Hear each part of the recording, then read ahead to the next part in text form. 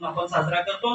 मराठी भाषा ही ज्ञान भाषा व्हावी यासाठी त्यांनी प्रयत्न केले। खरं तर आपले पहिले मुख्यमंत्री माननीय यशवंतराव चव्हाण साहेबांनी देखील मराठी भाषा ही अधिक ज्ञान भाषा कशी करता येईल या दृष्टीनं साहित्यिकांनी प्रयत्न करावेत असा उद्गार अनेक साहित्य संमेलनांमधून व्यक्त केला होता।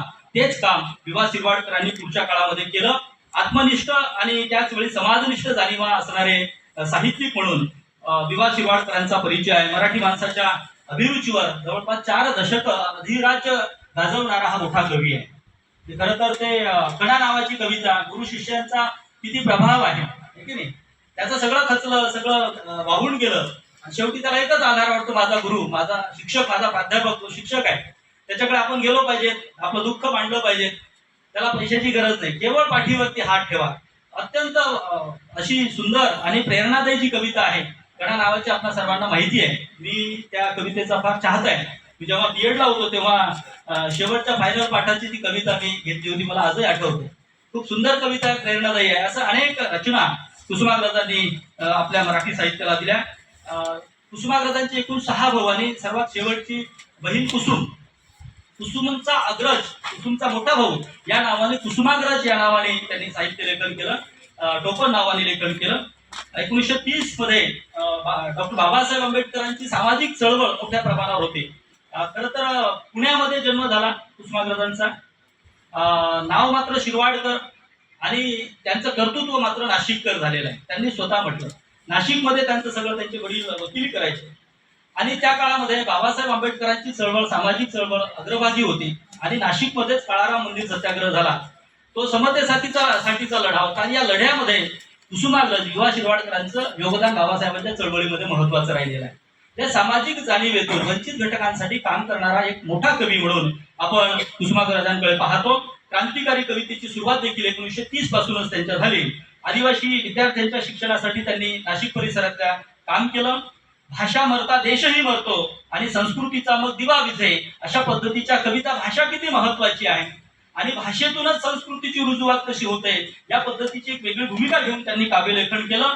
जीवन लहरी, अक्षरबाग, किनारा, चाफा, छंदोमयी, पांथेय, मेघदूत, रसयात्रा, विशाखा, स्वगत, मुक्तायन, समिधा अशा प्रकारचे 22 कविता संग्रह, नटसम्राट, नाटक बसते आहे, विदूषक, राज मुकुट, वीज म्हणाली धरतीला, वैजयंती, कैकई, किमयागार अशा अनेक प्रकारची 22 नाटकं, कादंबऱ्या, काही व्यक्तिचरित्र या सगळ्या साहित्य प्रकारामधून अत्यंत दमदार पद्धतीने त्यांनी काव्यलेखन केलं। माझ्या मराठी मातीचा लावा ललाट असं टिळा, तिच्या संघाने जागल्या दऱ्या खोऱ्यातील टिळा। म्हणजे मराठी भाषेचा स्वाभिमान, अभिमान केवळ 2 ओळीमध्ये मांडण्याचं सामर्थ्य ज्याला म्हणता येईल, शब्द सामर्थ्य, ते कवी शिरवाडकरांच्या कवितेमध्ये आपल्याला पाहायला मिळतो। क्रांतीचा विचारही शिरवाडकरांनी मांडला।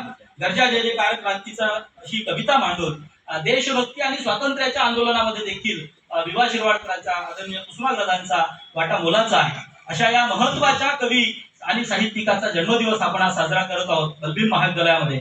बलबीर महाविद्यालय खरं तर वाङ्मयीन, सांस्कृतिक आणि क्रीडा क्षेत्रामध्ये, वेगवेगळ्या क्षेत्रामध्ये या जिल्ह्याचं नेतृत्व करणारं महाविद्यालय, मला कवींना सांगितलं पाहिजे।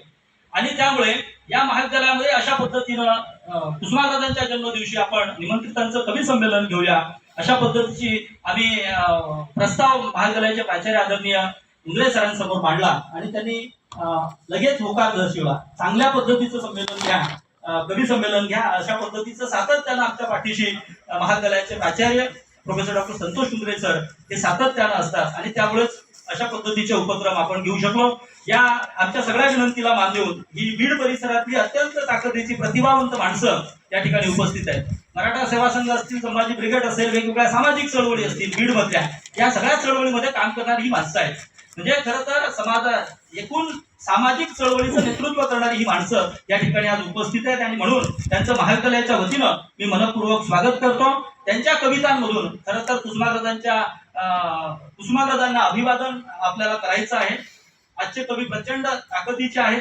समकालीन अवकाशाचं आकलन त्यांना आहे, समकालीन भान त्यांना आहे आणि त्या सामाजिक जाणीवेच्या कविता आज आपल्या ठिकाणी मांडणार आहेत। कवी नारायणपुरी असं म्हणतोय की मिलित्व म्हणजे निर्भय होतो आहे, या जगाचं पाहण्यानं विदृष्टी देतो आहे। कविता म्हणजे अस्तित्वाचे गाणे, स्वतःच आपली राख गळीत जाणे। कविता म्हणजे काय आहे की नाही, हे अस्तित्वाचं गाणं आहे। हे अस्तित्वाचं गाणं आज आपण ऐकणार आहोत. आपलं भोवताल काय आहे. कविता म्हणजे मी लिहितो म्हणजे निर्भय होतो आहे. हे निर्भय होण्याचं एक माध्यम आहे. कविता हे खरं तर अभिव्यक्तीचं सशक्त माध्यम आहे आणि ते माध्यम आज आपण अनुभवणार आहोत.